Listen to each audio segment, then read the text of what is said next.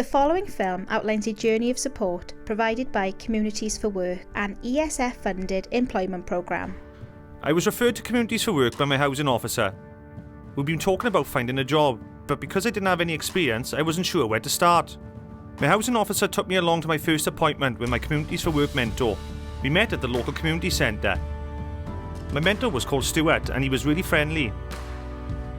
I told him I didn't know what job I could do because I hadn't worked before.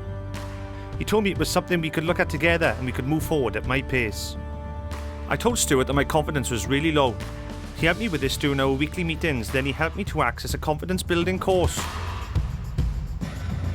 It was after that I decided I wanted a job in construction.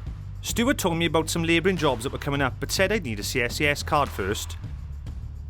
Communities for Work offer lots of training and it wasn't too long before I was booked on a course. Stuart even sorted my train tickets for me to get there. After that, I met Stuart in Work Club and we worked on my CV.